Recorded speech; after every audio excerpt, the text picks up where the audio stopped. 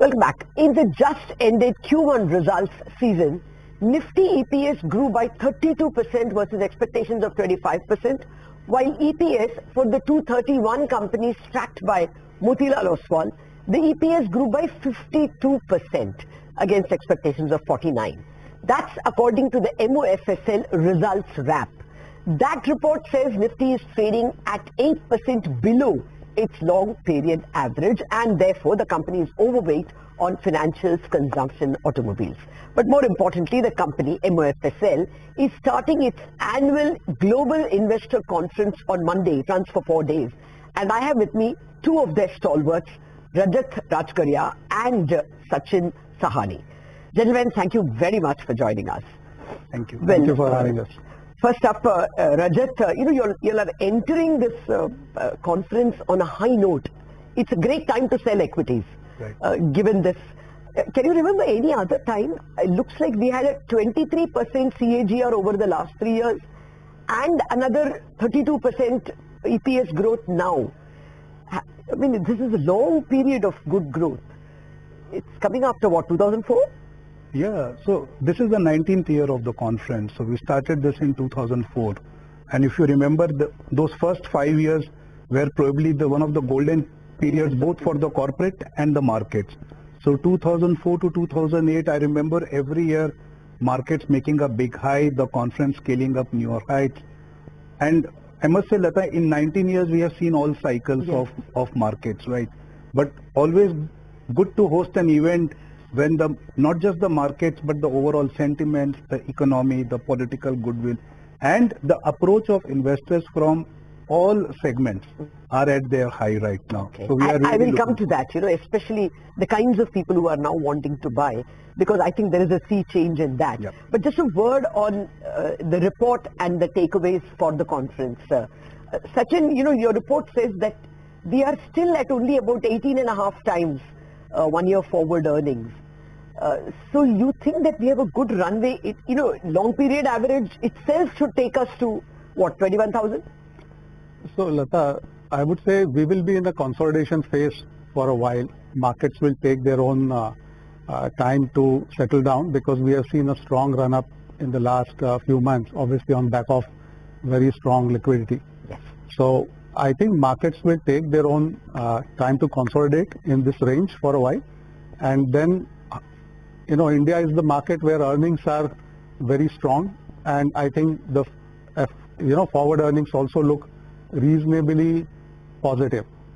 We are factoring around 13 to 15% type of earnings growth even for FY25. Okay. So I think markets will move on further from here.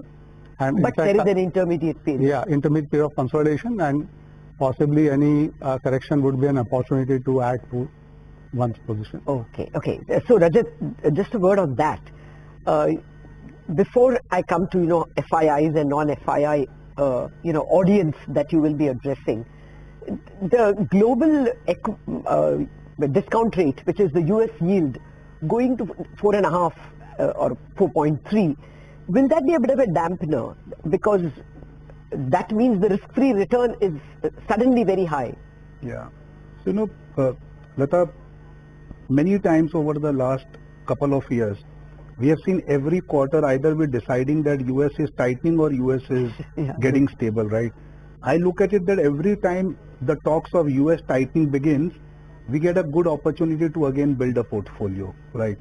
One thing is for sure that these interest rates are not going to come down in a hurry, right? Markets have their own wisdom to keep speculating at different points of time. But there is a very fundamental approach in the way the US rates are up or inflation is up versus India. I think in India, our regulators and our policy makers have handled things in a very balanced way. That's why our macro is far more stable. In US, I'm no expert, but I know that whoever I read over the course of last 8 quarters, every quarter I see views changing, right? So what Sachin mentioned about the markets consolidating, this is largely a function of the global markets seeing some nervousness. But look at it, US itself is up high double digit this year despite all the concerns. So media headlines are one, But I think markets are right now not really being too much bothered. No, that is a problem. holding on. The US growth is too strong. Yeah. That is one of their Absolutely. problems. But Rajat, the reason why I brought up this risk-free return is it really such a bother? Has your audience now shifted from being overly FII oriented to much more domestic oriented? Well, Lata, this is something that I think we wrote for last 20 years, and finally, good to see that playing out. Remember, we just used to track daily FII flows and used to predict the next day market opening, right? Today, last 5 years, the ownership of Indian markets has moved so much from offshore to domestic, and within domestic, it is not just the mutual funds or insurance, but also real retail and family offices and HNI. Can you give us some numbers? So, look, you see that today in the daily volumes, the FNO, which is a very large component, I think retail and HNIs are a much more dominant player than the offshore guys also. If you look at the domestic ownership of equities, right, every month by default you have almost $2 billion of SIP money which is coming in, right? And that's very stable. You plot the chart last 60 months, every month that number is moving up. You have pension money, and plus I think a very important change that we are seeing is people are becoming far more open to taking some risk on their savings in form of equity, because compounding has helped them earn at least 15% post-tax return versus a fixed income which has made them probably 4 to 5% post-tax. So the difference is big over a period of time. Okay. Just to add to what Rajat mentioned, even in our conference, the interest which we are seeing from family office, HNIs, that is massive, compared to what it was over the last 2 years. They are surpassing the number of foreign investors. I would say not in terms of absolute values, but in terms of the interest levels and their participation. They are definitely inching very, very close to institutional, and you see their participation in most of the blocks and other transactions.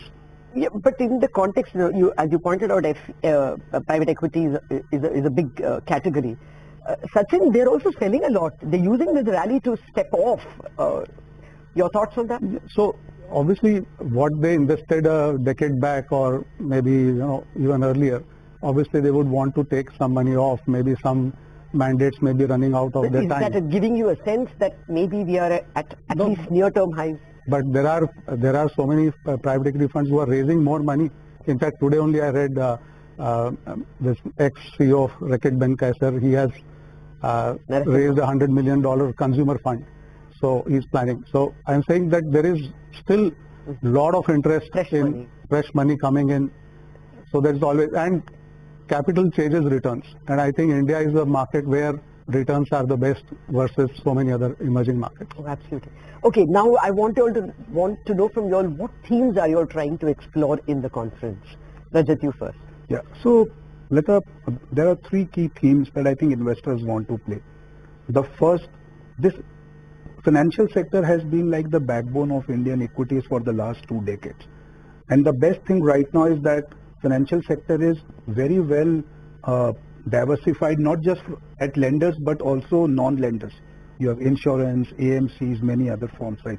I think this space will continue to get larger and larger, and companies who are able to execute well. There will be fewer players, but very large size players. What you have seen in banks, where you have 5 big private sector banks and 5 PSUs, you are going to see that same norm in every segment of financial sector.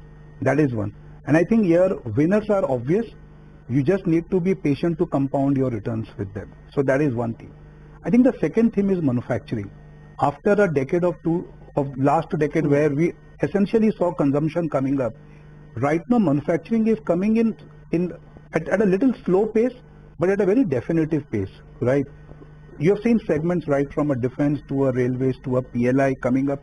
I think come elections 2024, once this event is behind, you will see lot more investment scaling up. This is one theme which can really make markets very interesting in the subsequent 5 to 10 years. Okay. And I think the third important thing will remain consumption, because this country as the per capita GDP keeps growing at a rate of 10-12%, every year you see more and more people becoming eligible for higher and higher consumption pattern. So these three themes are the central themes, and within that you pick up, what is attractive, what is scalable, but essentially the conference focuses on these three things. Okay. Sachin, you want to add in terms of companies, in terms of speakers, themes, panels? No, so just what Rajat mentioned, the interest on companies, so within manufacturing, the EMS space, despite the run-up which we are seeing huge interest. EMS is still a very big bet for you. Absolutely. So EMS is a very big bet even now, and also we are seeing very strong interest in consumption, especially discretionary as well as staples. What about e-commerce? Yeah. So another, we saw, some bit of good amount of valuation corrections in those names. So now we are seeing a very good interest in those names as well. So in fact, Lata, we have still some unmet demand on meetings, despite having a 3-day conference. It's amazing that we are still not able to allocate a lot of meetings to investors. Okay, that is the level of interest. That is the level of interest. Okay, which is the sector or category where investors are asking for meetings? I mean, so as I just mentioned, it is all about consumption, discretionary as well as staples. It is about manufacturing, the EMS space, as well as in durables, and also in autos and banking. Okay, all right. So that's where you're overweight, right? You're overweight financials, consumption, and automobiles. What about betting on IT? I mean, after a serious downturn, it's kind of back in the fashion, at least as a trading bet. Is not that a theme at all? So, IT is generally a theme which compounds maybe at a rate of 15% over a period of time. But sometimes it overdo on the up and sometimes on the down, right? Okay. I think in the last 3 years, you saw sector multiples getting meaningfully re-rated. And last 12 months, you have seen as the US slowdown has crept in, the stocks have come off. But again, here you have seen large caps taking the more beating than the mid caps. Many of the mid cap ITs, which are still executing well, are almost at their highs. I somehow feel that many of these large cap ITs, price-wise, valuation-wise, are maybe in the right zone. Timing-wise, maybe a couple of quarters, because till the time you see adverse news flows coming out of US, people will just be little hesitant to build. But I think sometime towards the end of this year, my bet would be that people will start building in IT again, because it's still a sector in a downturn which still grows. The earnings don't contract. Absolutely. And plus the balance sheets and the dividend yields are the best that you can see in this space. Okay. Finally, PSUs are really back in fashion with railways and defense. Yeah. Is that also a significant theme you all will explore? Yeah, it will be, I would say, selective interest, because, a lot of clients buy, some by mandate and some have seen a bit of already a run up on PSUs. But still, some PSUs are definitely attractive. We have seen massive interest in utility space. So power and utility sector is something where government is also working on a lot of reforms. So we do see selective interest in that space as well. Selective interest. Yeah. So at the moment you all are underweight on energy and utilities according to Gautam's report. Yeah. Finally, the last word you want to say about your conference? So, this is the 19th year, right? Whenever we see the responses from both corporates and investors, we always feel delighted. The one big remarkable change we have seen in the last 19 years is the diversity of investors and the companies that we see at the event. This makes this market a very structural long-term story, right? There is no concentration of either earnings on the corporate space or investments on the investor base, right? I think given that our sizes in the global economy and market cap ranks are scaling up every second, third year, right? We believe that we are entering a phase where both domestic and offshore money allocation to India will keep rising, right? And as we move forward onto the conferences, right, I think the size itself will attract more and more investors and larger companies. I think you put the themes very well on the table. I can't even wrap that up. It's so well said. All the very best for your conference. Thank you. Thank you. Well, that's a wrap on the Motilal Oswal conference curtain raiser, and we will get you excerpts and experts from that conference starting Monday. For the moment, wrap up on Bazaar Chartbusters coming up.